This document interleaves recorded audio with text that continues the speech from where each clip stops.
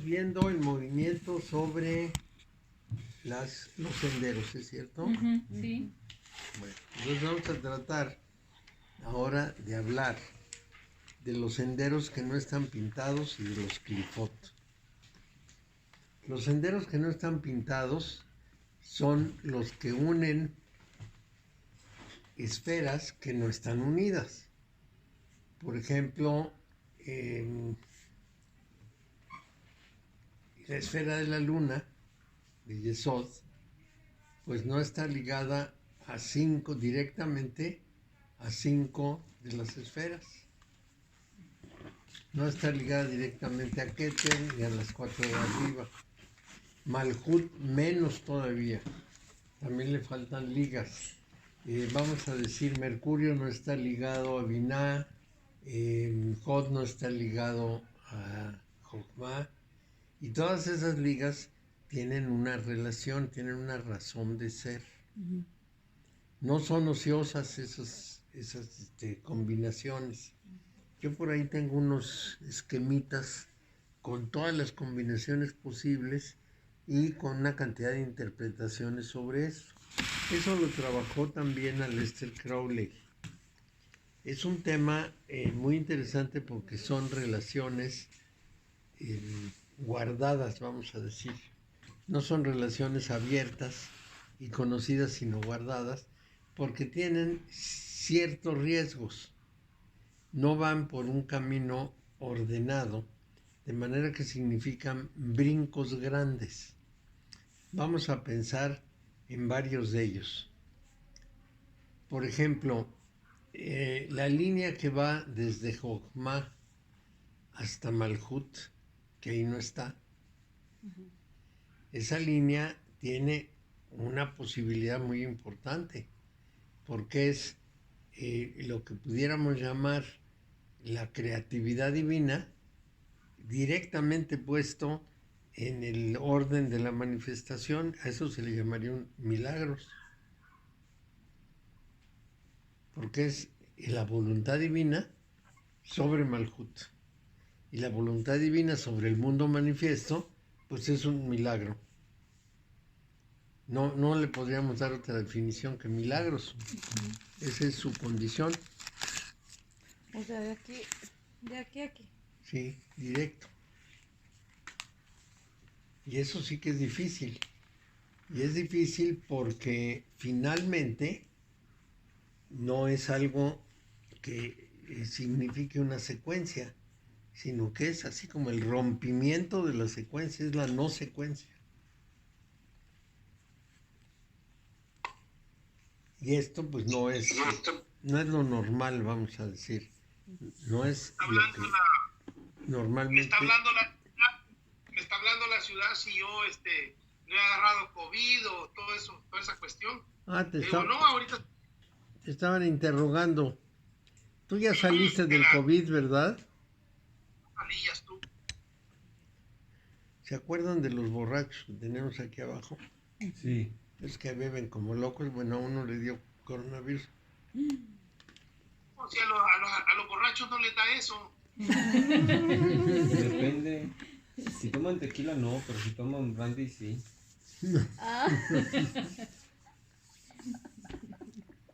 Si toman corriente, fatal. Ya se lo llevó. Tonalla. No, Tonalla sí los cuida. Se juntaban sin tapabocas, sin nada, un grupo como de 6 o 7. Sí, los jueves en la mañana, puros muchachitos. No, los jueves en la noche. Sí, en la noche sí, perdón. Y los saludamos y ¿qué están diciendo? No, vamos aquí soltando cuerpo. Y domingo. Y están bien chavos para que te... Sí. ¿Cómo? Está muy rico este vino. Uh-huh. Este en especial del Valle de Guadalupe es muy sabroso. A ver, pásalo. Dígale que no antoje, que no lo mande. Sí, eso se llama Five Oak. 5 robles. Sí, delicioso. Son vinos muy buenos. Bueno, vamos a seguir. ¿Se lo paso? Ahora Para que lo pruebe. pensemos la conexión directa entre Binah y el mundo manifiesto Malhut. Binah es el principio de orden y restricción. Eso equivale a la ira de Dios, lo que el pueblo hebreo llamaba los castigos divinos, porque es una restricción directa desde el principio, no desde la ejecución, sino desde que es el principio de las cosas. Por eso, de Biná, que es la columna de la ira, bajará precisamente un castigo, y de la columna de la misericordia, que es la de Jokmah, bajará un milagro. Entonces son contrapartes. Bueno, ahora vamos a ver de Gesed a Malhut. Empecé con Malhut porque, bueno, pues ahí estamos parados. De Gesed a Malhut es la acción del amor divino. Ahí lo que podríamos encontrar son los raptos místicos. ¿Dónde? De aquí. Acá. Okay. Entonces está en la columna de la misericordia o del amor. Y lo que produce el amor de Dios directamente enviado a los humanos es un rapto místico. Es un estado de éxtasis. Es de lo que nos habla Santa Teresa, por ejemplo, de los raptos místicos. Luego, ahí comprenderemos, en el caso de Gesed hacia Malhut, que esos raptos tienen un defecto. Llegan a personas que no han ascendido paulatinamente y que no tienen toda la formación. Este tipo de cosas le puede pasar a personas iluminadas repentinamente o a profetas. En un caso, les voy a dar casos, los dos casos.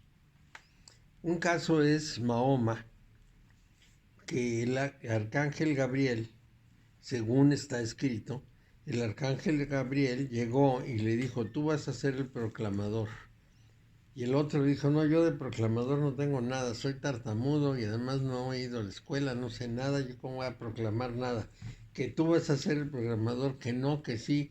Y así se pasó como meses, 3 o 4 meses alegando con el arcángel Gabriel.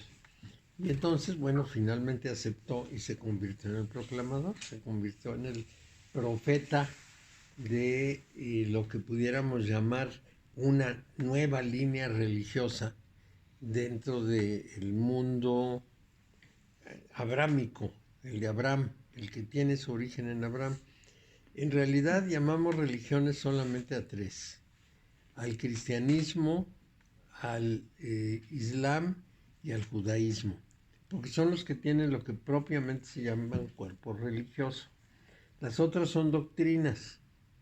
Hubo religiones en el pasado que se extinguieron y a veces han convertido una doctrina en religión, como en el budismo, pero en realidad no deberían ser religiones sino doctrinas. Bueno, entonces el caso de directo de Gesed ahí nos puede dar a un Mahoma, pero también nos puede dar a una Santa Luzgarda. Santa Luzgarda era una mujer a la que le salían los estigmas. Entonces eso lo consideraba así como que Dios la había elegido sin ninguna justificación. Y estaba en un monasterio. Entonces cada Pascua, ¡pum!, le brotaban los estigmas. Entonces vivía una éxtasis espiritual y quién sabe tanta cosa. El resto del año tenía un genio de los 1000 carambas que nadie la aguantaba. Entonces es una santa muy rara. Sí. Estas santas extrañas generalmente las ha comunicado al mundo Tomás Merton y personas así que nos hablan de las historias de los santos. La mamá de uno de mis hijos decía que de jovencito, de niña, pues ella quería leer, que estaba muy interesada en saber cosas, y entonces empezó a publicar uno de los periódicos de México, si no me equivoco, el Universal, las historias de los santos. Y como sus papás no la dejaban leer, entonces se metía debajo de las cobijas y con una lamparita leía. Bueno, pero dice que esas historias de los santos, que es lo que tuvo a mano en esos momentos, eran la cosa más terrible porque a todos los santos les habían pasado unas cosas espantosas. Horrible, sí. Al que no le rebanaron la nariz le cortaron la pata y el que no sufrió con llagas y bueno, Sí, lo horrible. metían a la A San cárcel. Sebastián todo flechado. Sí, pero Santa Luzgarda finalmente pues le pusieron santa porque tenía los estigmas, pero tenía un mal carácter, una mujer bastante pesada en el monasterio, que incomodaba a todo el mundo, pero como tenía los estigmas se sentía que estaba en el otro lado. Otro caso de ese tipo es Teresa Baumann. Teresa Baumann fue creo que esa sí no fue santa, porque a ella también le salían los estigmas, pero no comía. O sea, sí tomaba agua, pero no comía nada. A veces la intervinieron, vamos a decir, entraron y vieron que no escondiera chocolates debajo de los colchones, que no comiera absolutamente nada, de nada, y no comía nada de nada todo el año. Entonces, ¿Y de qué se alimentaba? vivía del sol Y agua. y agua. Y ella decía que eso era cosa de Cristo porque pues, tenía los estigmas, etc. Una mujer, yo tengo un libro de ella, una mujer muy, pues más bien sobre ella, su biografía, muy famosa en su momento, por las dos cosas, por no tener comida nunca y por los estigmas. ¿Qué pasaba con eso de no comer? Bueno, pues la única posibilidad es que se alimentara del sol, no hay otra explicación posible, pero es suficiente. O las plantas que se alimentan de la fotosíntesis. ¿Pero cuánto tiempo duró así? ¿Mm? ¿Cuánto tiempo duró así? Uy, murió como a los 80 años. Ah, o sea, toda su vida. Su vida duró no muchísimo. comió. ¿Nunca Yo comió? creo que no te- Bueno, de también. niña. Pero ya siendo santa no comía. Mario, y a Juana de Arco no la puedes poner en ese criterio, ¿no? También, pero piensa en Juana de Arco. ¿Qué es lo que hizo? Definió quién iba a gobernar en Francia. ¿Qué tiene que ver eso con Dios? Defendió al rey francés contra los ingleses. Podemos decir que es una patriota francesa, pero una santa, ¿por qué? Finalmente la Inquisición la juzgó por la cosa más tonta que se puedan imaginar, por haberse vestido de hombre. Sí, para ir a luchar. Pues claro, ¿qué podía hacer? Tenía que portar lo que era el Entonces, traje militar. esa línea directa de Gesed a Malhut tiene esas dos caras. Una verdadera labor inspirada, como la de, ¿cómo se llama este? Mahoma, Mohammad iba yo a decir, pero Mahoma, o bien una histeria como la de Santa Luzgarda. Ahora vamos a ver Geburah. Mario, permíteme, cuando dice Cheseda Malkut, te saltas a Netzá y te saltas a Yesod. Es Claro. una línea directa. Es línea directa. Estamos analizando todas las líneas que no aparecen trazadas. Y cuáles son está sus bien, Mario. ventajas y sus desventajas. De Binah a Malhut. Primero esto. De Geburah. De Binah ya lo vimos. De Geburah a Malhut. Geburah es la esfera del karma, es la esfera del sacrificio, de la dedicación. Está en la esfera del rigor, en la columna del rigor, en la línea de el esfuerzo sistemático y la entrega, y pasa directamente. Entonces ahí nos vamos a encontrar en el aspecto negativo todo el sistema de sacrificios que se exige a la gente en función de lo que se cree que es la fe. te pones unos nopales en la espalda y te vas hincado a la Villa de Guadalupe. Ese es Geburá. Es decir, esa es la parte negativa. Es lo que pudiéramos llamar la alabanza del sacrificio. La visión del sacrificio como el camino para acercarse a Dios. Y ese sí, Gurdjieff era muy duro, pero Sí. en realidad esto del sacrificio tiene mucho de masoquista. Porque finalmente, ¿qué tiene que ver el sacrificio con el espíritu? Santa Teresa era una mujer muy sensata. Nos dice algo muy importante.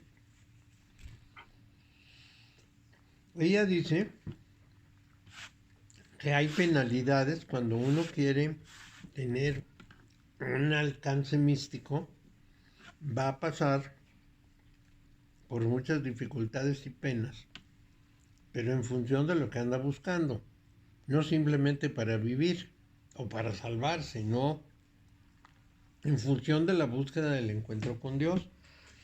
Y uno de los sacrificios que ella considera más delicados es precisamente el sacrificio del ego. El ego tiene que desaparecer,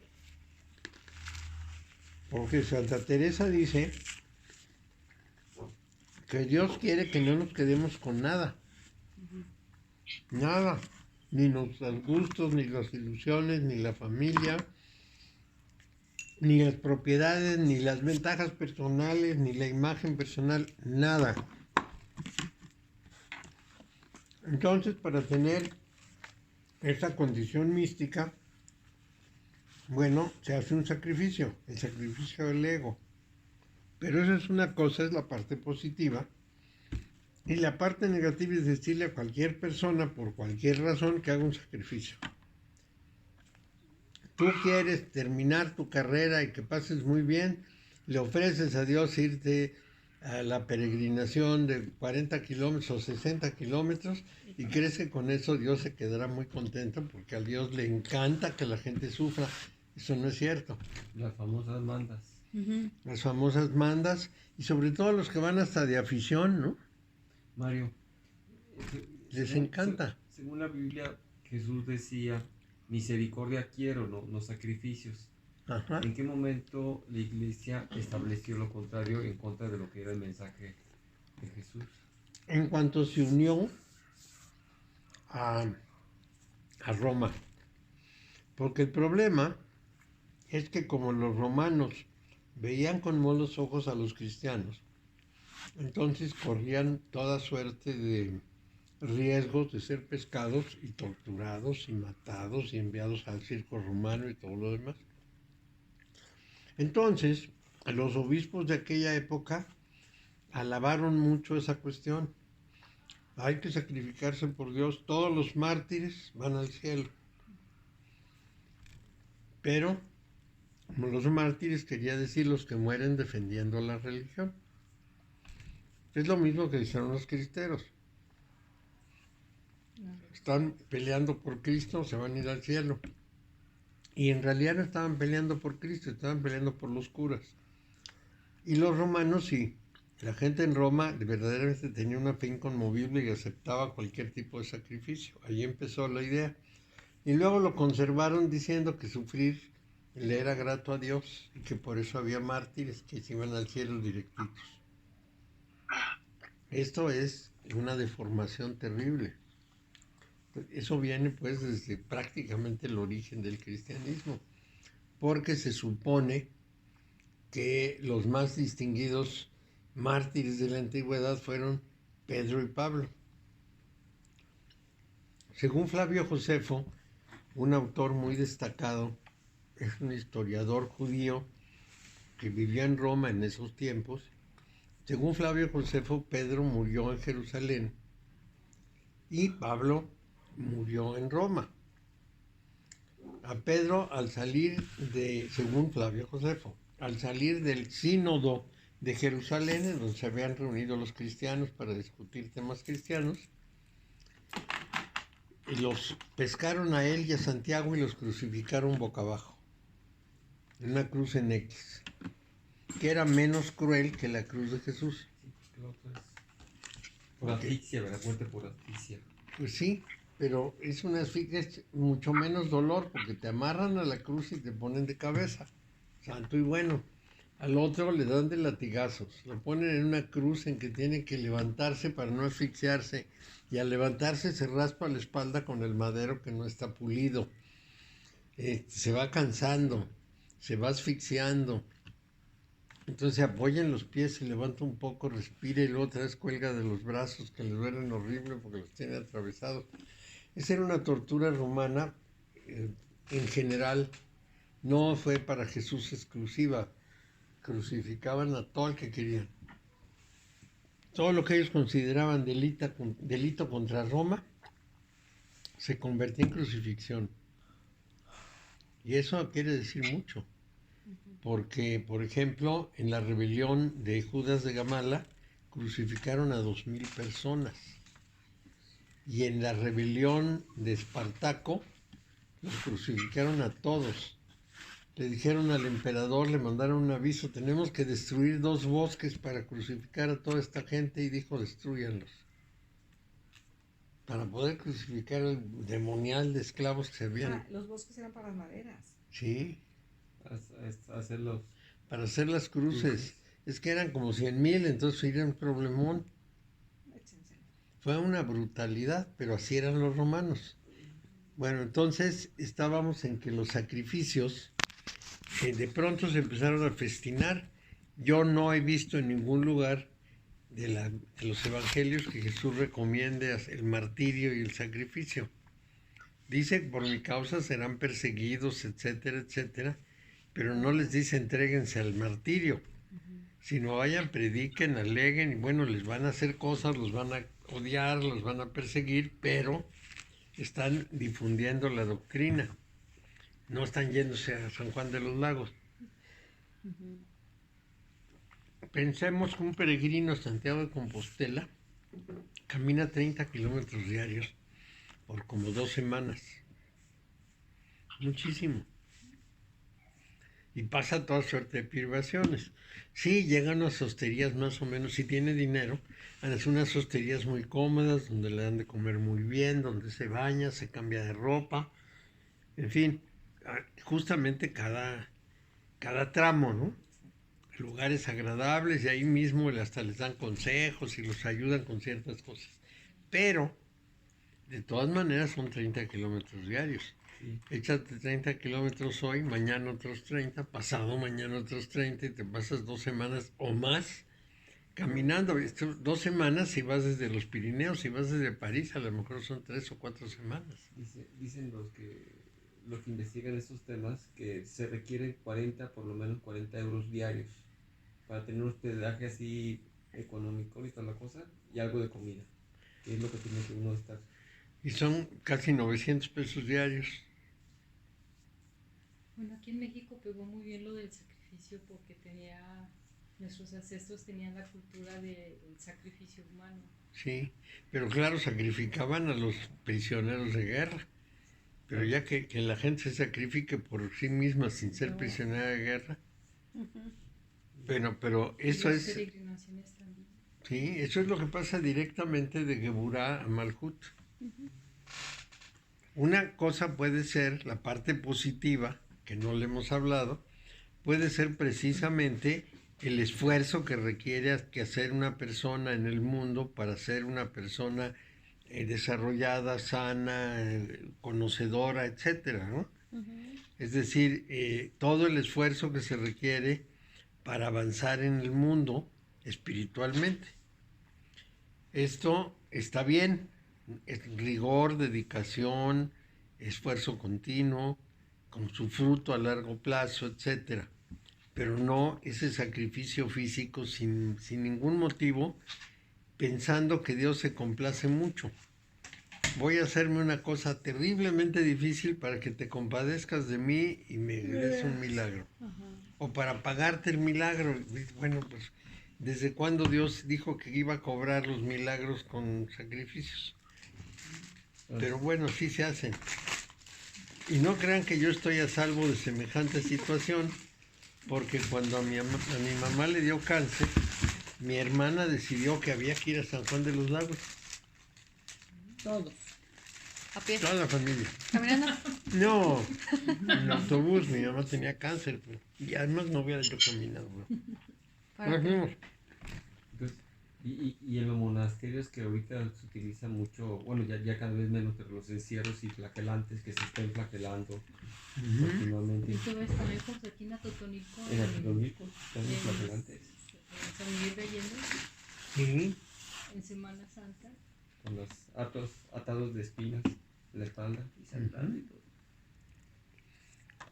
Y piensan que eso es sufrir lo que Cristo y entonces tienen méritos. No tienen ningún mérito. Son nomás unos sufridos. Y es como todavía persisten en lo que es la venta de indulgencias. Que dicen, pues mira, hice tantos pecados en el año y con 2-3 semanas de flagelarme ya me compuse. ¿Sí? Es como una manera de limpiar. Es que los pecados se pagan con sacrificios. Con dolor. Lo cual finalmente es lo que pudiéramos decir imitación de los seres humanos. El ser humano castiga por cosas que considera inconvenientes, ¿no? Castigan a los hijos, castigan a los prisioneros, castigan a todo el mundo.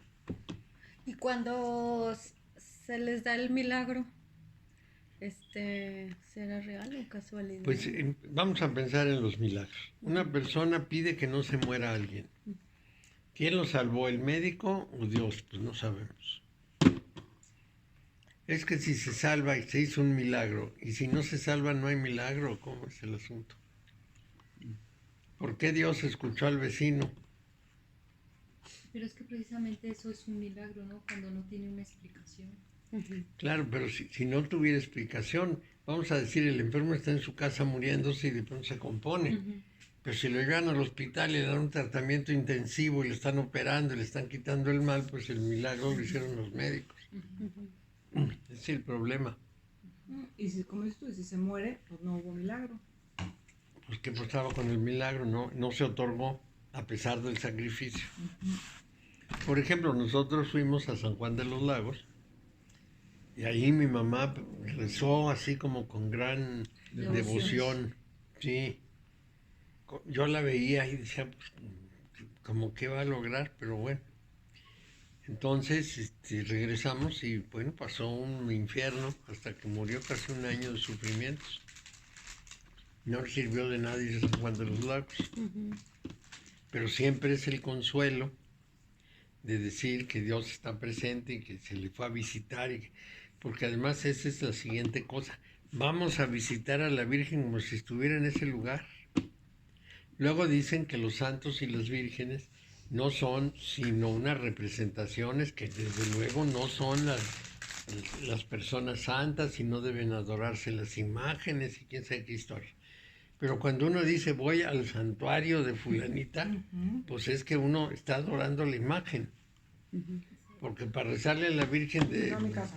pues sí, en mi casa y ya. Y luego también, entonces también viene a ver todo lo que son las, iba a decir, perdón, no te lo recuerdo. Bueno, Sí, perdón. yo tengo otra idea. Ahora con lo del COVID, de la Virgen de Guadalupe, salió uno de los padrecitos del santuario a decir, no vengan porque la Virgencita está en cualquier templo, en cualquier lugar. Ahora sí. De que quieren todos los tumultos. Pero es que siempre ha estado en cualquier lugar. Pues siempre. Ajá. Ajá, Pero ahora exacto. conveniente Pero también. como convenciendo a la gente De que no de vayan. algo que ya Claro, porque sabemos. está prohibido. Ajá. El problema es que dejan de ganar un dineral. Exacto. El año pasado fueron algo así como 12 millones de visitantes y cada uno. ¿A En dónde? una ocasión Con un peso ya. una vez llevé a mi mamá a la basílica, estábamos en una banca, era como la tercera banca para llegar, y llegó un hombre muy humilde en paz, y llegan las personas con Sí. el canasto, y él agarra ¿cómo se llama? Yo estaba a un lado. Agarra su billetera y ve el billete. Y va a sacar uno chiquito. Y voltea y ve a la Virgen. Y regresa y saca uno de 500. Y yo dando 20 pesos. Así, con la humildad de decir lo que es la fe de ellos. Un entendimiento. No Hubiera sacado tú el de 500 también. Comparte. Si ves el estado tan deplorable que tienen ahí la basílica. Sí, para la Sí. vida de Tanto Norberto dinero Rivera. allá. Es que Es para la Virgen. yo veía la basílica y dije, no es posible que tengan en tan pésimo estado las condiciones del edificio con tanto dinero que se le están sacando a la gente. En los baños sacan un chorro de dinero también. No, pero horrible. Por todos lados. Ven totalmente deteriorada, sin mantenimiento. Son muy bandidos. Y sacan al año más de 300 millones de dólares. Imagínate, 12 millones llegan 300 millones de en el dólares. proceso. De dólares. 12 millones de personas llegan Es en ese santuario tiempo. que más De la recauda temporada. dinero. Sí. Ahora, El imagínate primero es Fátima. que Primero Vaticano. Marcial Maciel Primero Vaticano. le daba al Vaticano 800 millones de dólares al año. ¿Tú crees que lo iban a condenar? No iban a Claro que decir no. nada. Pues claro que no. Mm. Además formaba más sacerdotes que nadie. Oye, y muy selectos. Y todos güeritos, sí. Ahí, todos bonitos. No, yo conocí uno morenito. Yo nunca. Sí, un morenito. Pero tenía ojos verdes. Se ¿no? coló. Era alto y de voz así fuerte y todo, pero muy moreno. A lo Guapetón. mejor era, Sí, era guapo.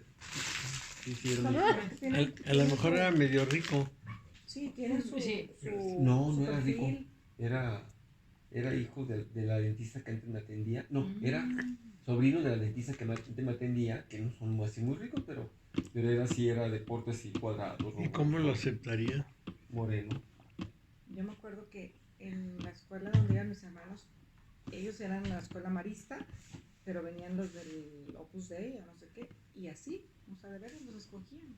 Sí. A los Sí, de al porte. europeo. Ujú. Sí. Sí, a mi hijo luego lo invitaron No, lo invitaron a...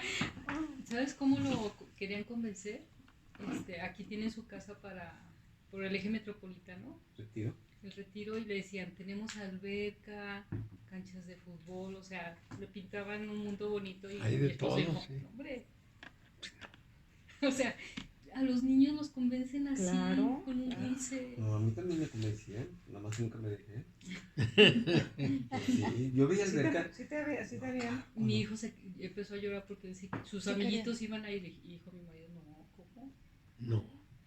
A mí si me ponen en alberca y todo, sí hubiera ido. Pues sí. Nada más que estaba moreno y flaquito, pues no comí. ¿Y de la escuela? Mi hijo estudió en el Gandhi, o sea, ni siquiera una escuela elite. Es una escuela así Normal. media. O sea, hablando porque ellos escogen gente rica. Bueno, es lo que dicen. Que su función es ser la iglesia de los ricos para ayudar a los pobres. Eso es lo que dicen. Falta que lo cumplan, pero bueno. El esfuerzo de una persona para avanzar. Entonces, ahí estamos precisamente en ese caso estamos en los asuntos de los rigores. Acuérdense que estamos hablando de los sacrificios o de los esfuerzos. Una cosa son los esfuerzos para mejorar espiritualmente, etcétera, y otros son los sacrificios en el entendido de que el sacrificio va a ser visto con muy buenos ojos por Dios. Entonces, algunos curas dicen, no, es que Dios, con lo que hiciste el sacrificio es muy poco. Dios no está satisfecho con lo que has sufrido hasta este momento. Tienes que sufrir más y entonces la gente hace el esfuerzo de sufrir. Pero finalmente, bueno, pues atrás de todo eso, si la persona no tiene una vida adecuada y no tiene una espiritualidad adecuada, pues no tiene ninguna perspectiva de nada. No, como que no lo razonan. En primer lugar, porque no conocen los libros sagrados, no los han leído y no les interesan. Eso es una de las cosas menos creíbles del mundo. Que una persona que dice tener una fe inconmovible no conozca los libros sagrados. Pues lo menos que podían hacerse es leerse el manual, ¿no? 95% de los mexicanos que nos consideramos católicos no leen la Biblia. Ni los evangelios siquiera, ya deja tú todo lo demás. Yo leí la Biblia y me gustó como aventuras. Estás cometiendo... El consuelo es que no tiene harina. No tiene harina y no tiene azúcar. Buenísimo. Se llama keto. Están muy buenos, ¿no? Sí. ¿Es que? Keto. Dieta keto. Así es que ya saben, en el Rosario. Están buenísimos. Bueno, entonces vamos a seguir. Ahora vamos a ver la relación directa que no existe entre los mismos cuatro y Yesod. Ya habrán visto. Mario, ¿Sí? Mario, este sistema que nos estás enseñando, esto no te lo enseñan los cabalistas, los maestros cabalistas. Sí, sí lo enseñan, pero nomás algunos cuantos. Sí Eso de que Burá, que Gesed con Malkut, que Burá con Malkut, sí porque lo no tiene conexión. Sí, ya hay textos de eso muy ocultos. Ya sabes que la mejor forma de adornarse es decir que ciertas cosas son ocultas. Están ocultas, claro. Ahora va a ser Bina a Yesod. Los cuatro y con Malkut. Primero empezamos con hicimos eso. Jochma y Yesod. Jochma a Yesod. Para ir en orden de números. Ok. Bueno, entonces Jochma y Yesod es la voluntad divina para que el mundo crean en su ficción. Yesod es la ficción del mundo. Yesod es la mente humana que forma un mundo que no existe. Ve una cosa que no existe y la ve a su manera. Pero eso hace que el ser humano se mantenga muy contento en la manifestación. Alguien decía, ya no puedo recordar quién, si comprendiéramos que este mundo es irreal y que los grandes beneficios estarían después de la muerte, pues todos nos quisiéramos morir. Pero si hay una manifestación, es porque tiene un sentido, tiene una razón de ser y hay que cumplirla. Entonces necesitamos que alguien nos ponga un velo y no nos demos cuenta de que vivimos una ilusión. ¿Qué es Yesod? El velo. Sí, claro. Eso es porque nuestro cerebro percibe las ondas electromagnéticas que le llegan del exterior y las convierte en formas. Las cosas no son como las vemos, son como el cerebro las construye a partir de los impulsos electromagnéticos. Mario, por eso es que los locos pueden crear realidades, ¿verdad? Pues sí. Y uno también, aunque no esté loco, puede inventar cosas. Antonio Machado decía que se miente más de la cuenta por falta de fantasía. También la verdad se inventa. Y también la fantasía se genera una mentira al final. Pues sí, pero esta frase, se miente más de la cuenta por falta de fantasía, también la verdad se inventa. Entonces, ¿para qué? La inventa el cerebro, que el cerebro crea una realidad que no es como nosotros la vemos. Entonces, ahí tenemos que la voluntad divina alimenta esa ilusión para que permanezcamos en el mundo. Ese velo lo sostiene el engañador. Cuando estamos viendo las cosas desde el cielo, ese velo lo tiende Lucifer, el ángel de luz. Cuando lo vemos desde la tierra, es el engañador Satán, el enemigo. Pero es el enemigo de las ilusiones humanas. Eso también vendría dentro del ego. El ego, pues ahí está el ego. Es decir, cuando la persona empieza a percibir el mundo, lo interpreta. Y lo interpreta conforme a su percepción. Pero resulta que el mundo no es así. Entonces genera todo un aparato de ilusorio. No diré que de mentiras, porque no necesariamente son mentiras, pero son ilusiones. Y les da categorías y las interpreta y las comparte y pide que se cumplan esas cosas, etcétera. Ese es el problema. Mario, y Hashem sabe que la ilusión es ilusión, ¿no? Sí, claro que sí. Es decir, esta línea, desde Jokmah hasta Yesod, nos indica que el que crea esa ilusión es Dios. Es la divinidad, crea la ilusión para que el ser humano esté en el mundo que él hizo con un propósito suyo. Entonces el ser humano vive la ilusión y cumple todo el proceso de su vida. Entonces quiere decir que ese Dios es más cabrón que bonito, man. Pues sí. Pero su fin es muy trascendente y creó toda la manifestación para que ese fin trascendente se cumpliera.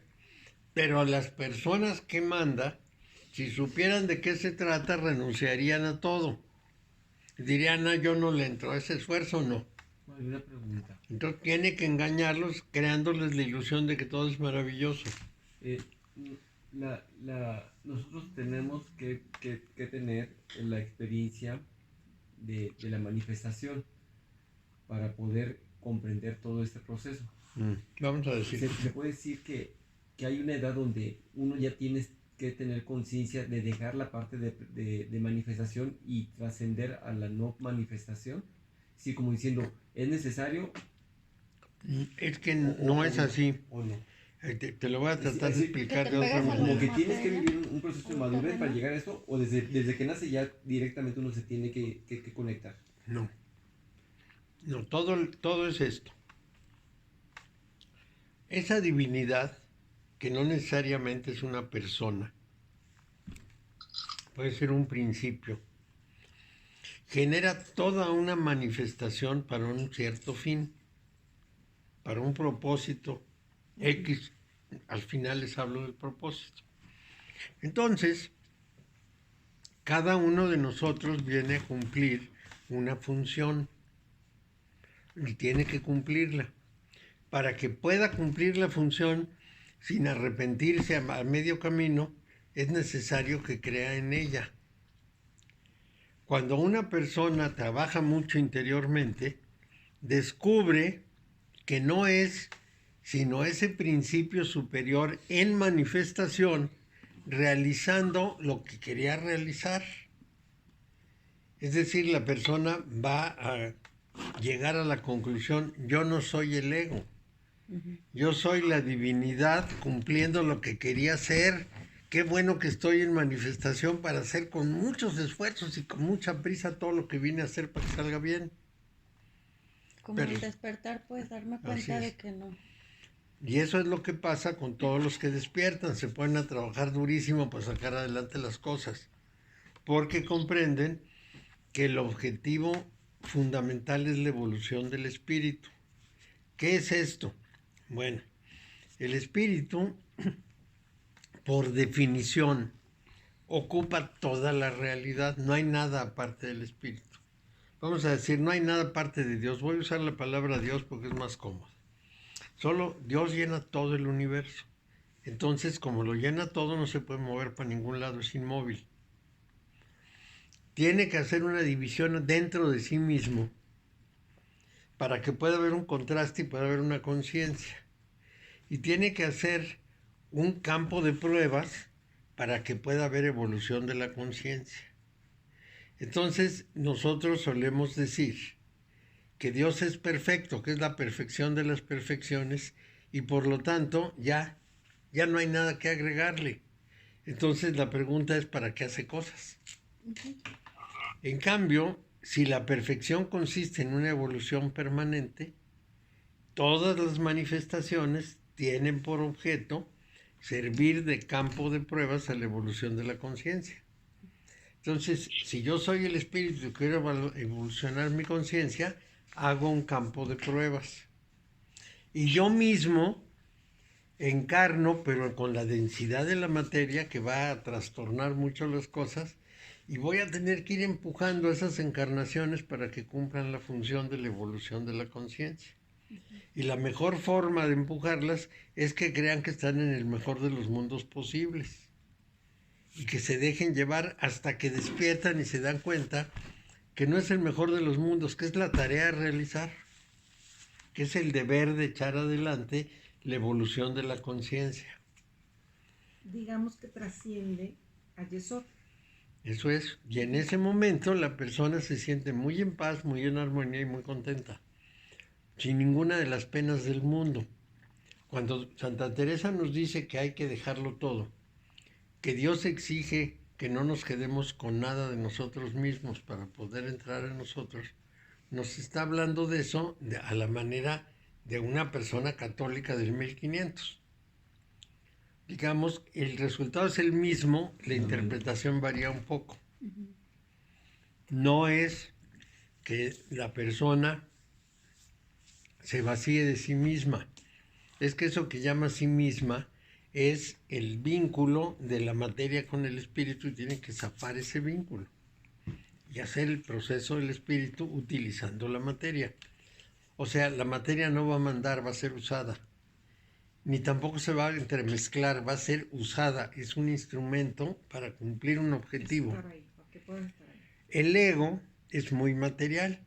El ego está pegado a la familia, está pegado a las posesiones, está pegado a la riqueza, bueno, está pegado a todo el orden material, que no es malo, porque no tiene intenciones, es el medio de realización, pero el ego, con ese jalón de la materia, se deja llevar, y la persona tiene que lograr deshacerse del ego y desarrollar su función de evolución de conciencia.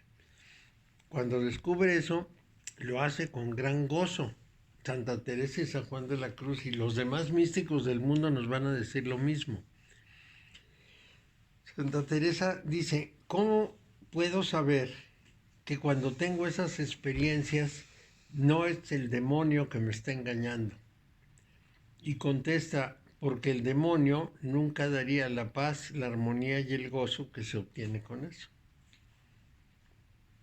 Porque no es propio del diablo dar esas cosas.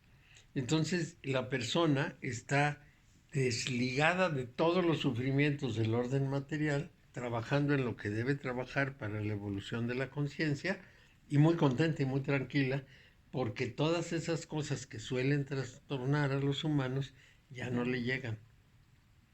Le tienen sin cuidado. Y entre esas están las propiedades, la muerte, las enfermedades, los chismes, todo se lo tiene sin cuidado. Está más allá del bien y del mal. Esa es una cosa muy importante. Yo he avanzado mucho, ya estoy más allá del bien. Nada más me falta la mitad. Nada más te falta más allá del mal. Sí. Oye, Mario, otra vez lo de un lado es Lucifer y del otro lado es Satán. Vamos a decir que Dios tiende un velo para que tú no veas las delicias del cielo y no te quieras ir. Entonces, de la tierra al Lucifer. Cielo. No, del cielo para abajo está tendido un velo, y el de arriba es el ángel de luz que está trabajando para que nadie se cuele, para que haga su función de tierra. Ahí está Lucifer. Ahí está Lucifer, que es el ángel de luz. Okay. Porque no es lo mismo Satán que Lucifer. No. Bueno, entonces, cuando nosotros lo vemos desde la tierra, es el engañador, nos están tomando el pelo. Nos están engañando para que no querramos irnos al cielo, si no, pues todos dejábamos de comer y nos suicidábamos. Ese es el engañador y ese es Satán. Ese es Satán, el enemigo. Satán quiere decir el enemigo. Que somos los enemigos por nuestro ego. Mario. Claro. Sí. Mario, una pregunta. Mira, entonces, visto desde el árbol, básicamente donde está Tifaret a Jesod o Yesed, no sé, ahí donde aparece la carta del diablo, ahí estaríamos hablando de Lucifer, y visto desde Malkut ya estamos hablando de Satán. Sí, De Tifaret para abajo estamos hablando de Lucifer. Reino material. Y de Malhut para arriba estamos hablando de Satán. Ujú. Ok. Como el cielo. Sí. Aquí está el cielo. Tierra. Es Tifaret. La tierra es hasta abajo. Esa es la tierra. Malhut. Malkut es el reino material. Ujú. Sí. Y de aquí para arriba, entonces ya es el... Claro. Por eso el individuo empieza en Tifaret. El individuo es el principio encarnante, el que está permanentemente. Ahí está el yo superior. El yo superior está constituido por Geburah, Gesed y Tiferet. De razón que hay una combinación de colores que se mezclan abajo en Malkut. Sí. Y Sí. son los colores de Tifaret, Gesod y la otra Sefirot, Netzah. Netzach. Pues sí, se deberían mezclar. Porque el ego es Malhut, Yesod, Hod y Netzah. Eso es el ego. El individuo es Geburah, Gesed y Tiferet. El individuo es el principio encarnante. O sea, hay una conciencia que aprovecha una encarnación para evolucionar. Termina esa encarnación, aporta cierta evolución y ya eso agregado se le pone a la siguiente ser encarnado. Entonces, esa conciencia que está encarnando es eterna, es permanente, superior. Y las personas que están haciendo, los egos que están viviendo, esos van a morir y son circunstanciales. ¿Esos cuáles serían? El ego es una persona que cree en su mundo, en su vida, en sus cosas, en su propiedad, en todo esto. Eso sería Hod, Netzah. Hod, Netzah y Malhut. No. Hod, Netzah, Yesod y Malhut Ok. es el ego, De aquí para abajo. los de abajo. Los tres que están en medio son el individuo. Ok. Entonces el individuo es permanente Ok. y siembra la conciencia, los avances de la conciencia avanzada la va sembrando en cada encarnación. Esa encarnación es neutra, es decir, el que nace es neutro, pero adquiere la conciencia evolucionada para evolucionarla más. Ese neutro crea todo un ego, porque para vivir en el mundo lo necesita, es lo que le enseña, lo que se llama el proceso de humanización. Y entonces va a vivir conforme a esas creencias, a todos esos entendidos. Si de pronto descubre que él no es ese en realidad, sino que es el individuo, el que está arriba, entonces se desprende del ego. Si no, vive y muere con el ego. Cumple su función de desarrollar la conciencia, pero no se libra de la muerte. Si uno se identifica con el ego, se muere, tarde o temprano. Si se identifica con el individuo, permanece. Esto es lo que, por ejemplo, Nisargadatta decía, que había que buscar el yo mismo o el yo superior. Si yo me coloco en el presenciador, que así le llama a él, o el testigo, entonces yo estoy viendo cómo actúa el ego, pero no me mezclo con él. Entonces estoy muy en paz.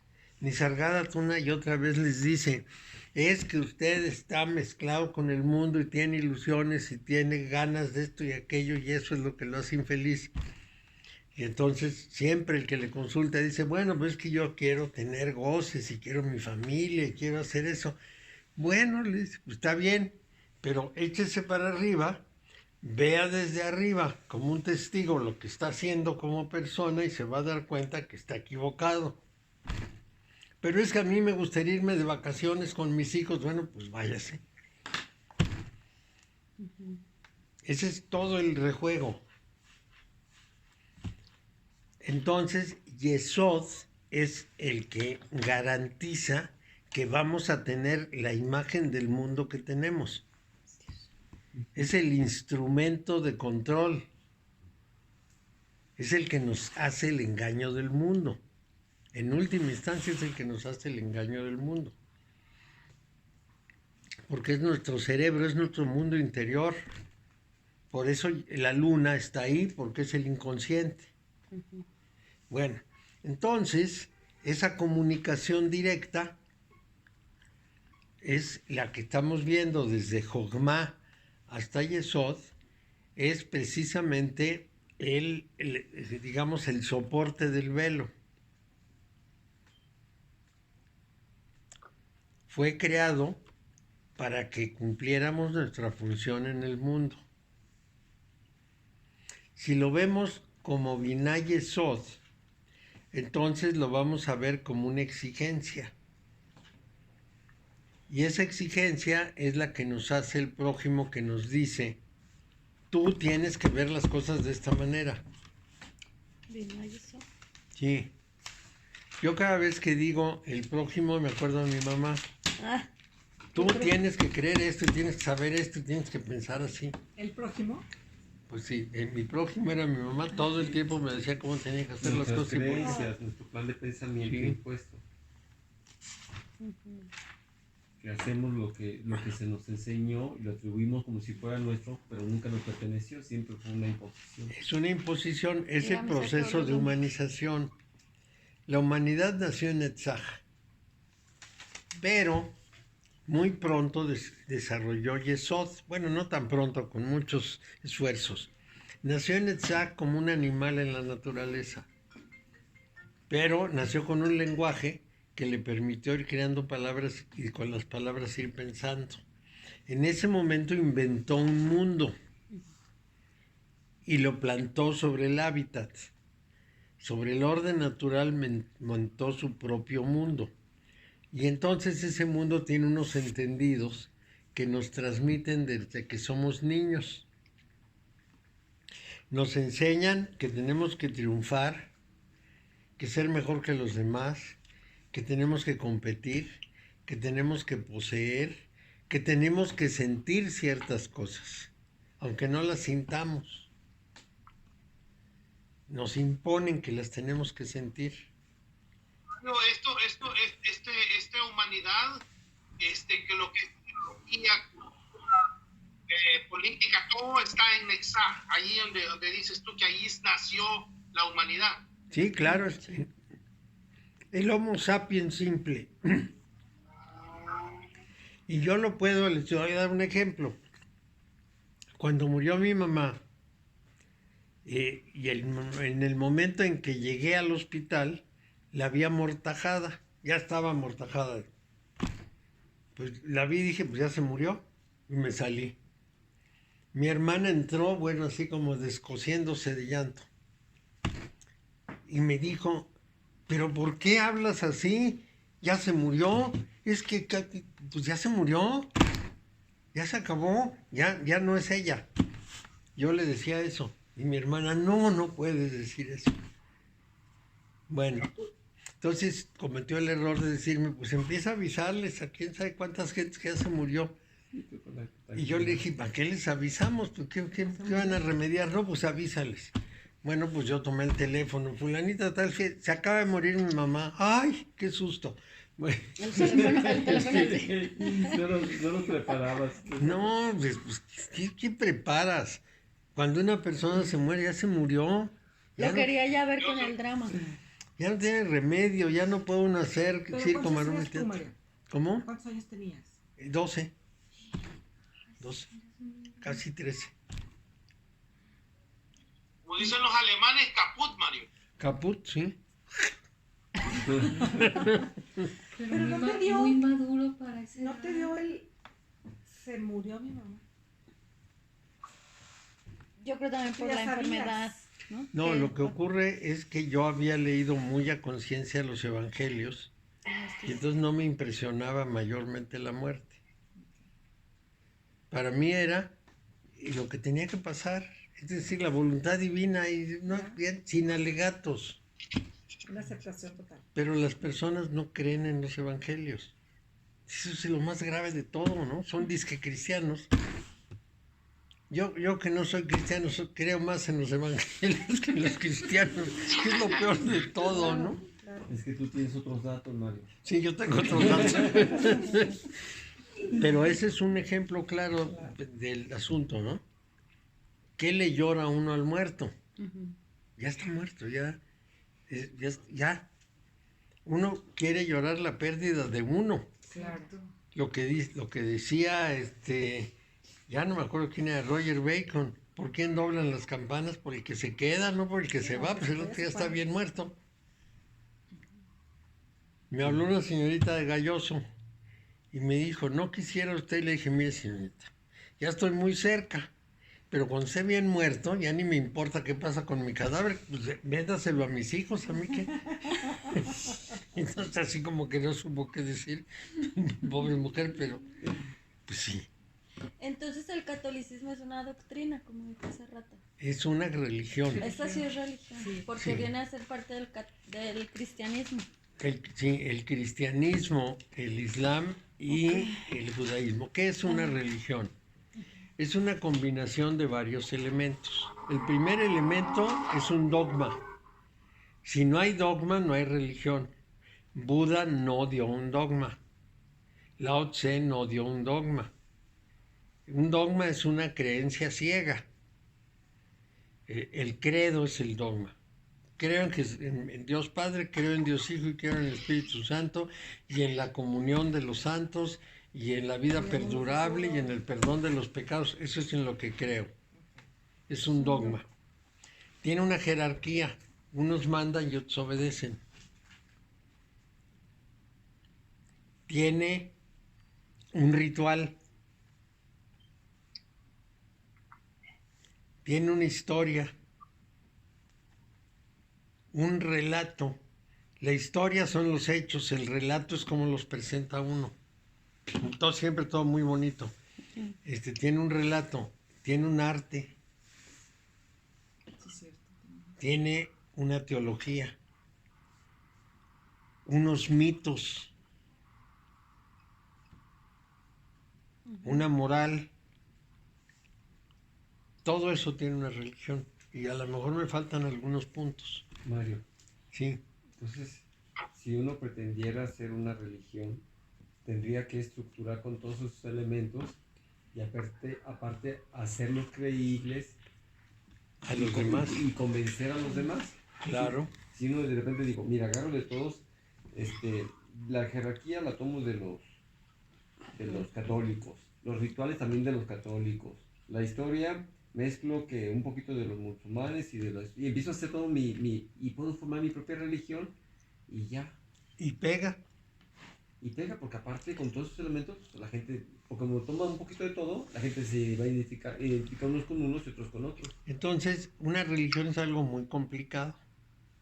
Esa es la razón por la cual yo digo que Moisés seguramente era el sumo sacerdote de Atón, porque se sale con unos de Egipto y arma toda una religión En un ratito. en un ratito.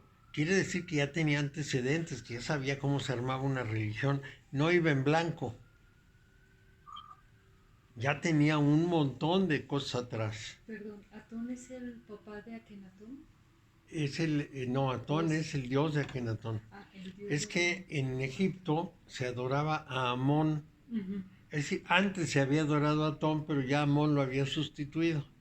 Entonces, el papá de Akenatón va empujando hacia afuera la religión de Amón y ya Akenatón simplemente le expulsa, corre a los sacerdotes y refunda la religión de Atón. Donde nada más existe un solo dios. Sí, y además es el disco solar, no el sol. El disco solar. Entonces muere Akenatón y los sacerdotes de Amón regresan por sus fueros y se aprovechan del joven Tutankamón, que se llamaba Tutankatón originalmente, y le ponen Tutankamón y hacen otra vez de las suyas. Y Tutankamón era un niño, Era un niño, es un chamaquito, súper fácil de manipular. ¿sí? Asustadizo, etcétera, ¿no? Y Entonces, enfermizo. Y además lo casan luego, para que ya tengan que entretenerse. Entonces, al morir Akenatón, Moisés se va con su gente Eso, y sí, los sacerdotes vuelven a tomar Eso la es. religión de Amón. y se va con su gente, que probablemente son los habitantes de Amarna, porque los judíos nunca estuvieron registrados en la historia de Egipto, Pero la gente que vivía en Amarna y seguía la religión de Atón sí estaba registrada, sí se habla de ella y sí desapareció del mapa porque inmediatamente se lanzaron sobre esa ciudad y la gente tuvo que huir. Como los mayas desaparecieron. ¿Quién la tuvo que encabezar? Pues un sacerdote de Atón, eso es obvio. ¿Y quiénes eran? Pues eran egipcios y otras cosas, porque Egipto estaba lleno de gente de todos los pueblos. Entonces Moisés es para los judíos como Pablo para los católicos. Uh-huh. Crea todo un sistema y lo crea muy bien, muy organizado. Ahora, ¿quiénes eran estos que se fueron? Bueno, vamos a ver qué hizo Ignatón. En primer lugar, corrió a los sacerdotes de Amón y todos los templos fueron de Atón, pero fundó una ciudad llamada Amarna, en donde él como faraón era el supremo sacerdote y había otros. Había un sacerdote que era el hermano de su mamá, que era muy importante. Entonces, muere Akenatón muy joven, como a los 33 años, y en ese momento todas las fieras que habían sido hechas a un lado se lanzan sobre Amarna. La gente tiene que escapar. Y lo que hacen es, tiran toda huella de Akenatón. Los cartuchos puestos de aquí, esto lo construyó Akenatón, entonces eso lo desaparecen del mapa. Y luego entierran la ciudad. La ciudad desaparece y lo borran de los antecedentes egipcios. Es decir, en Egipto hay un brinco inexplicable de Faraón, pero no les importa, lo borran de la historia. En el siglo XX, ya avanzado el siglo XX, una mujer encuentra una tablilla. Le parece medio rara, porque es una tablilla de barro. La lleva al pueblo con el profesor la manda al museo. En el museo dicen, ¿dónde encontraron esto? Hacen el viaje de regreso y descubren la ciudad de Amarna. Y ahí descubren que existía Akenatón y todo lo que había pasado, su mujer Nefertiti. Le movió toda la historia. Claro. Y entonces ya se pudo completar la dinastía de faraones porque se encontró que el que faltaba era Akenatón. Bueno, pues todo eso es una súper tragedia. Y en esa tragedia tuvo que haber víctimas y las víctimas tuvieron que haber huido. Entonces los egipcios no registran la persecución de los judíos, pero sí registran la persecución de la gente de Amarna.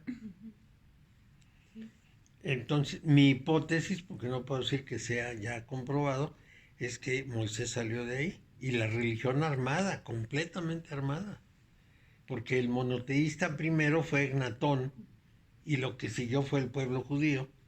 Entonces el monoteísta no era Abraham, ni Isaac, ni Jacob, porque ellos tenían ídolos de todo tipo.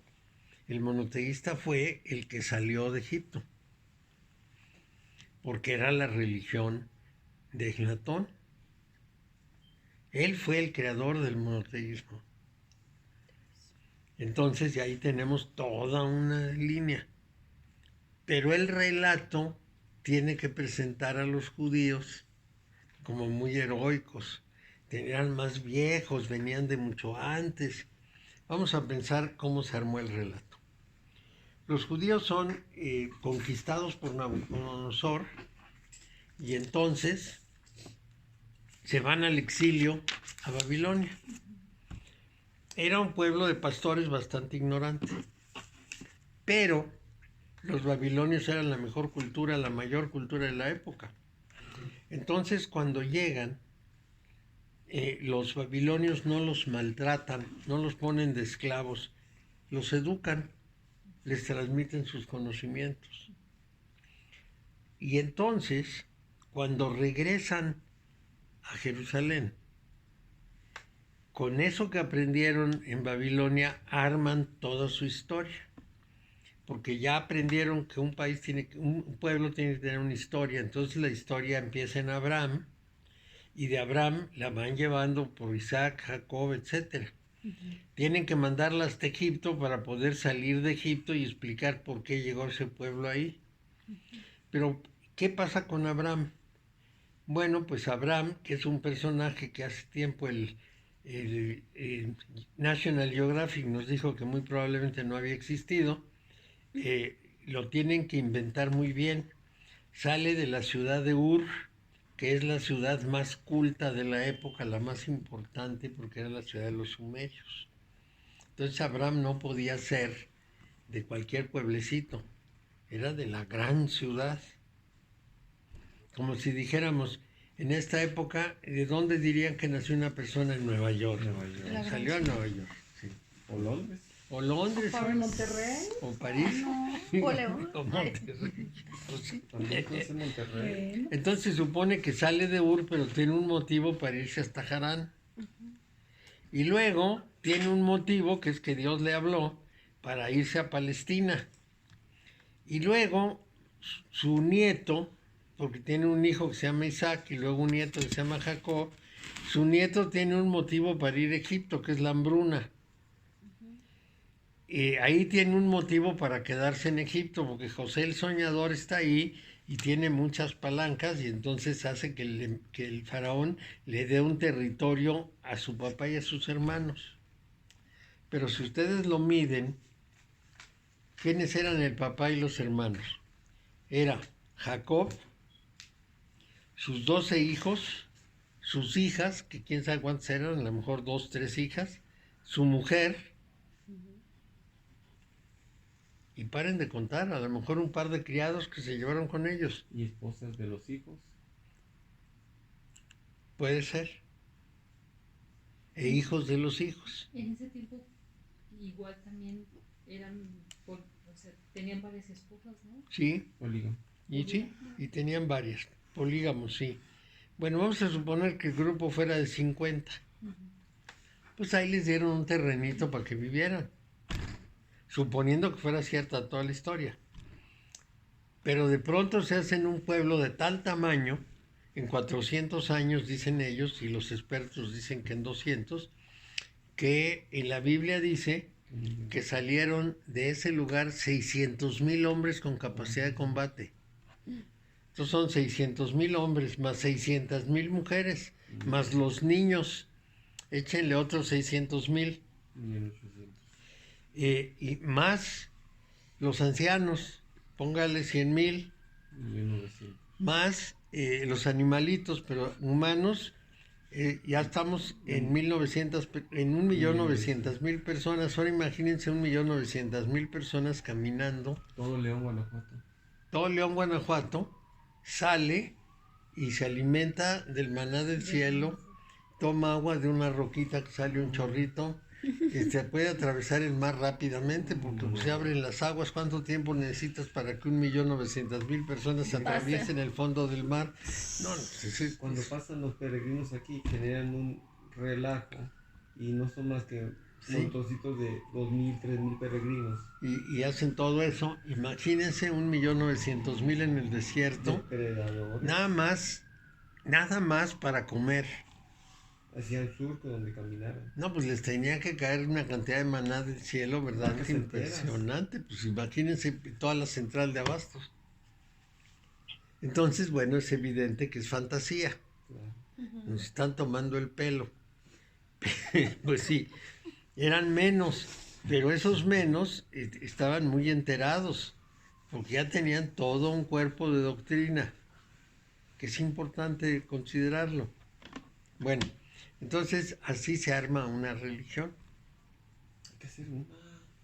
Buda no dio un dogma, Buda no reconocía jerarquías, tampoco Jesús no reconocía jerarquías, no tenían unos rituales, los budistas unos rituales originalmente. No había ritual, el Buda se juntaba y les platicaba. Jesús igual, ya me imagino a Jesús agarrando la copa y subiéndole y bajándole, abriendo los brazos y diciendo cosas en latín y no, evidentemente no. Y no tenía un escribano que estuviera redactando todo lo que él estaba hablando. Tampoco. Nada. Ni tampoco tenía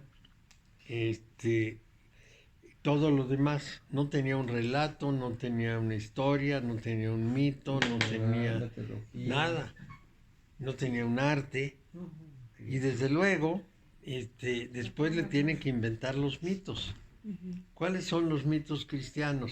Por ejemplo, cuando muere la Virgen, todos los apóstoles la van a ver.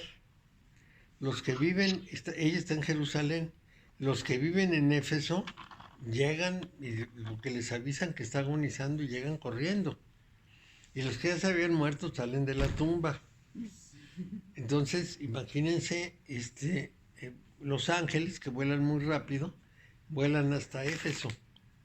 Le avisan a Juan y se lo llevan de regreso hasta Jerusalén, pues yo creo que volando, para que lleguen, que se muera, porque ya está muriendo. Y entonces baja Cristo, toma el alma de su madre y se sube con ella al cielo con todo el cuerpo. Encarnados. ¿Qué es eso? Sí, y nos lo cuentan. Y lo peor de todo es que nos lo cuentan. Lo peor que lo creo. Sí, y hay que creerlo. Es que eso es parte de la religión, la fe. Pues sí, Los dogmas y actos de fe. claro. Y no lo cuestiones. Porque, No. Porque si no eres un sacrílego. Y luego, ¿qué pasa? Pasan 300 años y entonces llegan los sarracenos, los musulmanes, a invadir la zona, porque es cuando ya... No, son 700 años, ¿no? 700. No, Es como es en las cruzadas. primero 300 años. Primero pasan 300 años. Santa Elena, la mamá de Constantino, va a Jerusalén, que ya está casi despoblado y además destruido por los romanos, no dejaron piedra sobre piedra. Empieza a decir, aquí estuvo la tumba y acá estaba el monte Gólgota y aquí estaba quién sabe qué. Y todos le creen y ya, ahí quedó. Bueno, luego, por el año 700, llegan los musulmanes a ocupar el lugar. Entonces, como llegaron los musulmanes y Santa Elena en el año 300 había descubierto el taller de San José en Nazaret, porque fue a Nazaret, que era un lugar vacío, entonces se dio cuenta que allá había un taller de carpintería y dijo, este era el de San Unas José. tablitas, sí. Sí. Entonces, en el año 700 que llegan los musulmanes, los ángeles toman el taller y lo vuelan hasta Serbia. Y después se lo llevan a Italia porque vienen los turcos. Entonces, para que los turcos no agarren el taller de San José, otra vez los ángeles se lo llevan volando hasta Italia. Bueno, ¿qué es eso? Estas cosas son mitos. Sí, son mitos. Son mitos. Y los mitos, bueno, pues alguna gente los cree y la otra los repite. Y los vamos a ver de una manera casi natural. Vamos a pensar, aparece la Virgen de Lourdes y aparece la Virgen de Fátima. Las dos, lo que sostiene la iglesia es que son personas reales. Es decir, los pastorcitos no vieron una fantasía, vieron una señora auténticamente enfrente de ellos. Esa señora estaba vestida con ropas medievales, no con ropas de Palestina de la época de Jesús, sino con ropas medievales.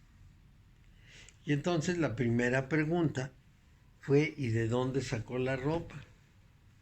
Y la respuesta fue mejor que la pregunta. En los talleres del cielo los ángeles fabrican ropas, sandalias y todo para la gente que está ahí. Pues, bueno, todo eso para un niño está muy bien. Claro. Pero nos quedamos ahí. Pues sí. En eso. Entonces, vamos a decir que una religión se arma con todo eso y ese armado le da mucho cuerpo, porque, por lo que sea, porque a uno se lo dijeron de niño, porque los curas lo siguen sosteniendo, porque la persona no le piensa, porque no le haya ningún inconveniente a toda esa falta de lógica, entonces la creencia permanece.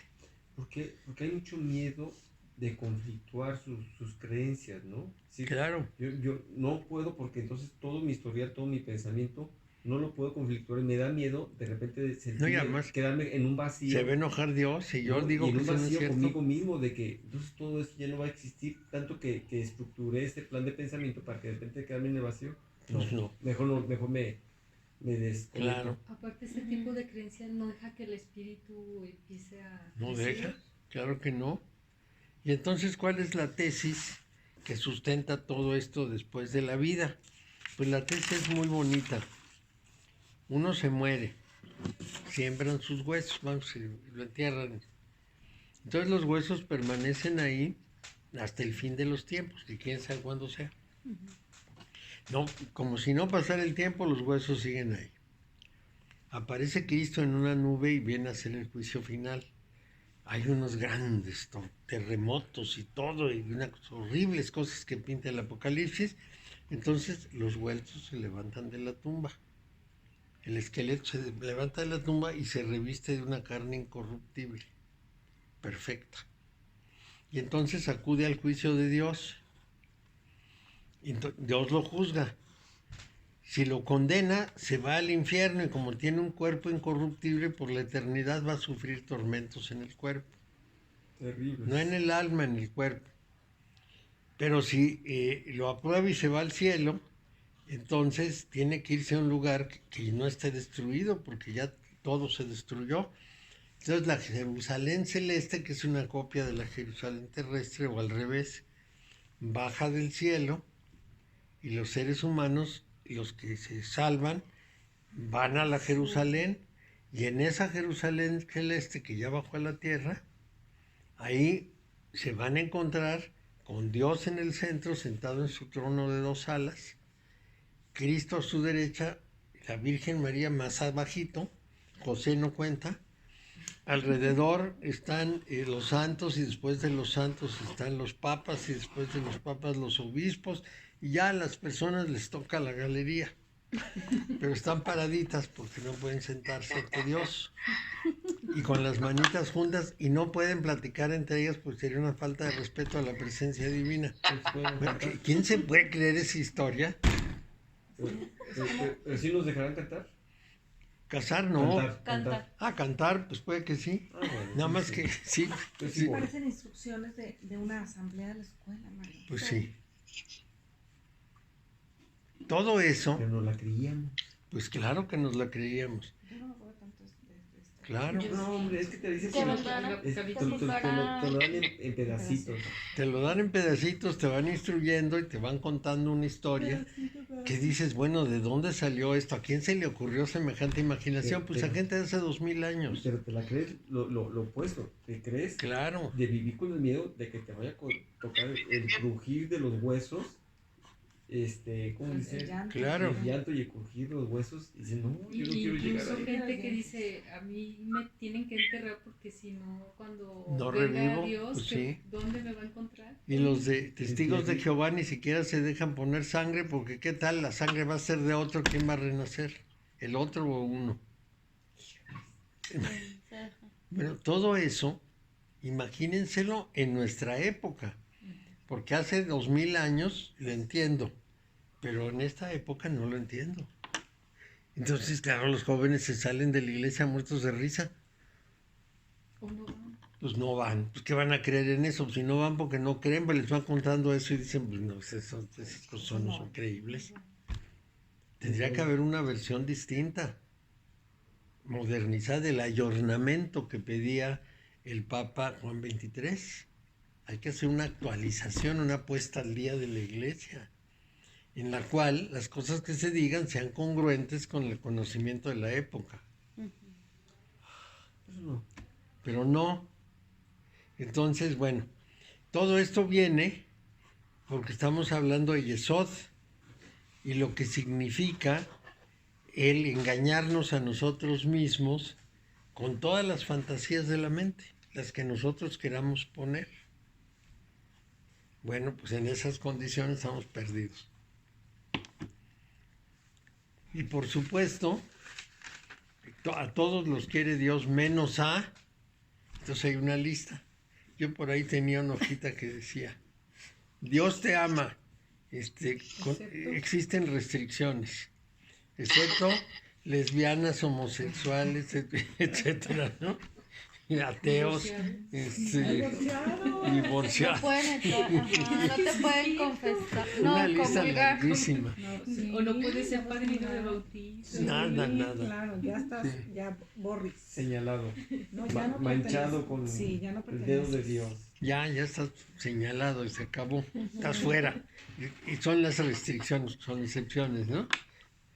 Pero me la paso bien contento. Se aplican restricciones. Entonces eso de juzgar a vivos y muertos, si su reino no tendrá fin, no. Bueno, ahora imagínense a Cristo sentadito en un trono, uno por uno, a 7.500 millones de personas. Qué paciencia, ¿no? Y el chinito, no. Está como las vacunas, a ver cuándo nos toca. ¿Cuándo nos toca? No, ya para entonces le pasó toda la eternidad. Pero bueno, veámoslo desde un punto de vista, ¿qué diríamos? Del siglo XXI. Esto no explica o no justifica una cantidad de cosas. Por muy fantasioso que sea y uno, por mucho que quiera creerlo, pues no lo explica las cosas. Menos todavía que alguien nos diga que cuando se muera se va a encontrar con los suyos y se van a abrazar y besar y todos van a ser muy felices, porque no leyeron los evangelios. Ahí Jesús es muy claro.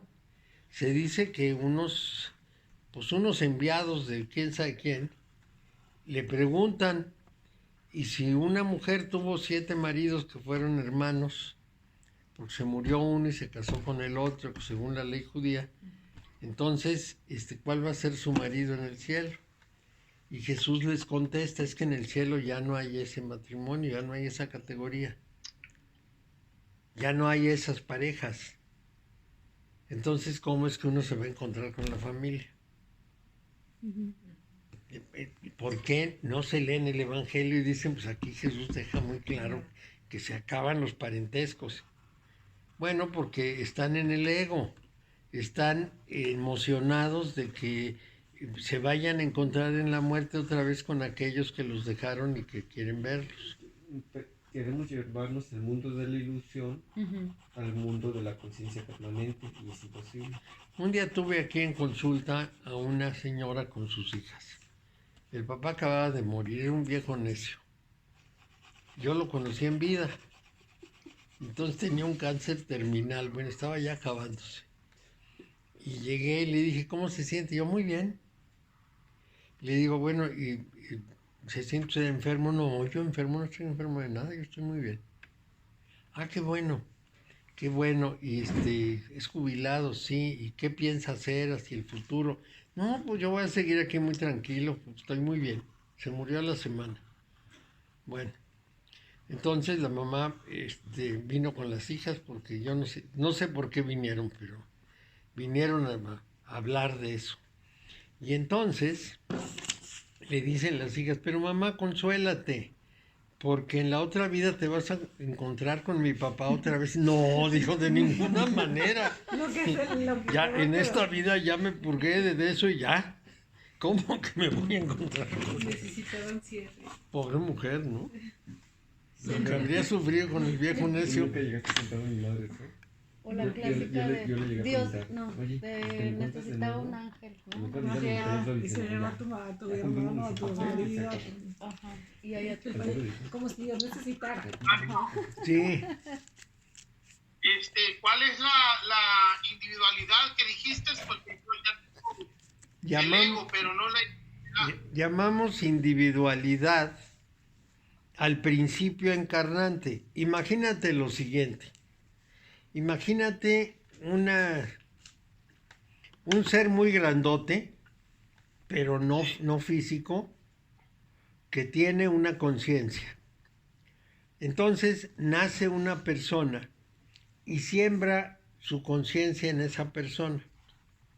La persona vive, hace cosas, trabaja, piensa y muere. Pero esa conciencia tuvo una oportunidad de ensayarse y evolucionar. Esa conciencia la traslada a un nuevo ser que acaba de nacer. Tiene una vida completa, tiene un ego, pero también lleva esa conciencia que es permanente. Muere, esa conciencia permanente se recupera y va a colocarse en otro ser que nace. A eso es lo que le solemos llamar reencarnación. No pero es una... ¿cómo se llama en el sistema cabalístico, los sefirot, ¿cuál sefirotes son los de la individualidad? Porque ya tengo los del ego, que son Hod, Netzach y Malkut. Los de la individualidad son Geburah, Gesed y Tifaret. Geburah, Gesed. El segundo triángulo descendente. El primer triángulo, que es el superno, es ascendente. El segundo triángulo es descendente. Son Geburah, Gesed y Tiferet. El tercer triángulo también es descendente. Son Hod, Netzach y Yesod. Ok, ya los tengo, los dos sistemas. Tengo el del ego y tengo el de la individualidad, Mario. Sí. ¿Está bien? ¿El de Hod, Netzach y Yesed es el de qué? ¿El de qué? ¿El del ego? Es el ego. Ese es el engañado. A las 9, ¿verdad? A las 9 nos vemos. Que te vaya muy bien. ¿Y el de arriba? Bueno, Mario, muchas gracias. Buenas noches. Buenas noches. Buenas noches. Bye, Luis. Bye, todos. Ay. El tercer triángulo, ¿cómo lo nombró? También es descendente, pero ¿El de hasta arriba? ¿Tiene algún...? No, ese es ascendente y es el triángulo superno o superior. Superno en latín, superior. Porque además el latino... ¿Ascendente? ¿Eh? ¿Ascendente? Pues sí, pues la punta está para arriba. Okay. Será Binah, Jokmah y Keter. Sí. Mario, ahora falta la relación de Geburah con Yesed. Sí. Okay. Sí, nos falta bastante. Todavía tenemos que hacer, por ejemplo, Hod con todos los demás, Netzach con todos los demás. Sí, son muchas combinaciones. Son muchas combinaciones. Pero están muy interesantes. Empiezan a armarse. Entonces el segundo también es ascendente. ¿El segundo qué? ¿Ascendente también? No, ese es descendente porque tiene la punta para abajo. Ok. Descendente. Ah, ya entendí. Sí, el triángulo descendente es que tiene la punta para abajo. Ok. Descendente. Entonces, como pueden apreciar, este conocimiento no tiene límite. No, hombre. Le busca uno y cae más y más y más y más. Y además fueron 2000 años de pensamiento de los judíos, también es que hay que considerarlo, ¿no? Ujú. No es cualquier cosa. Mario, Ya yo tengo pinta. una duda. ¿Cómo? Yo tengo una duda. El principio encarnante, o sea, el El individuo. envía su conciencia solamente a un individuo. Uno por uno. Sí. Porque hay tantos principios encarnantes como individuos, pero son permanentes. Hasta que no muera. Nosotros le llamamos alma y decimos que es eterna. Y entonces de ahí sale la idea de la encarnación. El alma encarna, pero en realidad no encarna el alma, encarna un ser humano cualquiera, un hijo de hombre, vamos a decir, y ahí entra la conciencia, se manifiesta a través de esa persona. Y eso nos explica por qué a muchos niños nacen ya con bastante conocimiento, cómo es que algunos incluso son muy talentosos y cómo es que a partir de ahí hay una evolución. Y por qué nosotros de pronto sabemos cosas que supuestamente no deberíamos saber, de dónde las sacamos, si las sacamos de esa conciencia. La medicina le llama la conciencia, vamos a llamarla neuronal, ¿sí? Entonces, esa conciencia está impresa en el cuerpo de la persona y se pone de manifiesto cuando se dan las circunstancias específicas. Se llama neurogenética porque viene de la génesis, de la formación del niño, pero está en el sistema neural, en el sistema de neuronas, colocada en la parte de atrás de la cabeza. Y esa memoria tiene muchas manifestaciones muy claras. Por ejemplo, tiene un recuerdo de idiomas muy potente. Ya les había platicado de eso. A un muchachito le dan una patada en la cabeza y empieza a hablar una lengua que no es la suya, como si fuera dueño de esa lengua desde que nació. La tiene registrada en el cerebro. El golpe hizo que algo en el cerebro se sacudiera.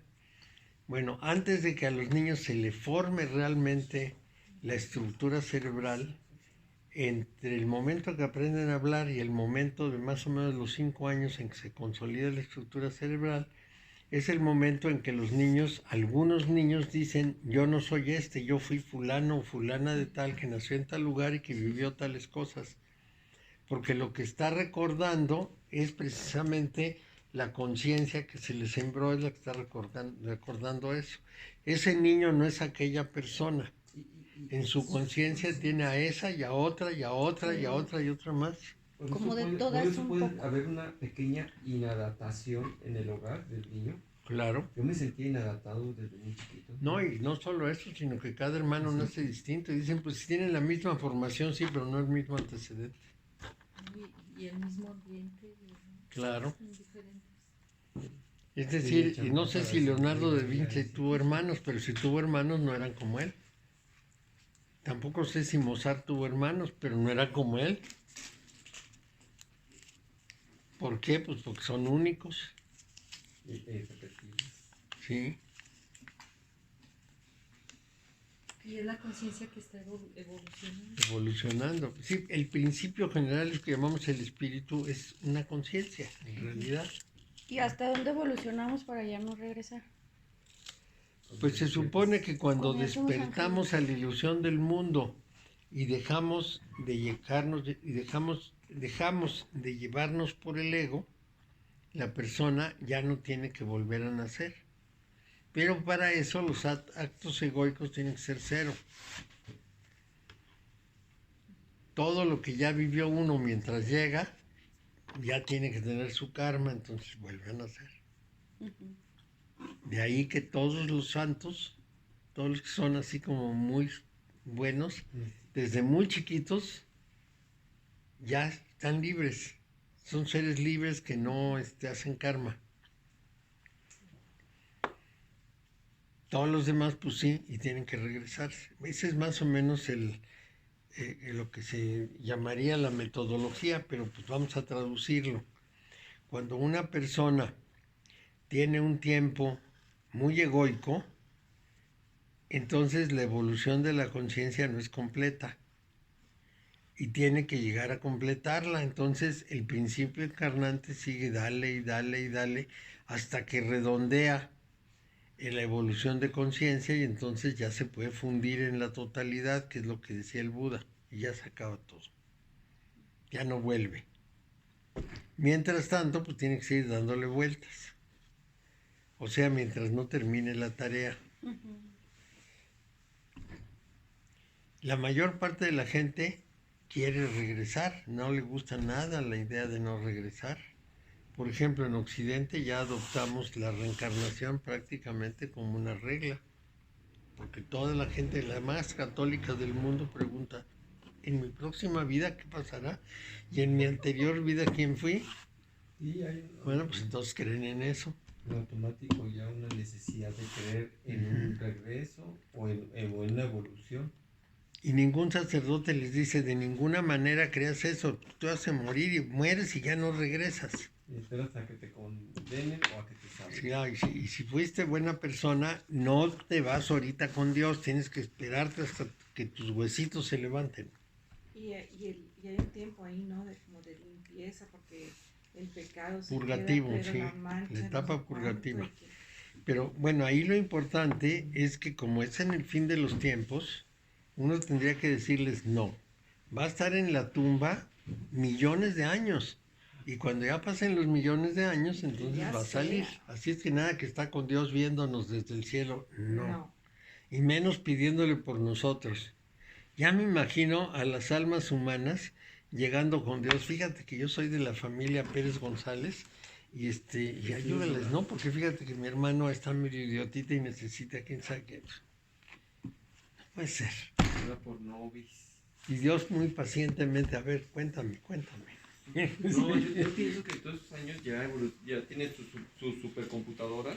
Sí, ya. Y cuando uno llega, ya es una tarjeta perforada y nada más la mete y dice, o una USB, a ver quién es, Eduardo Hernández, pum, ya sale impreso todo.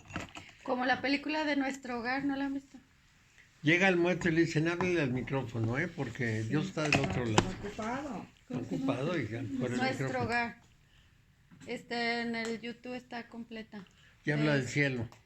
Que se supone que arriba es la vida, pues. Y que abajo no. Allá es, aquella es la verdadera vida.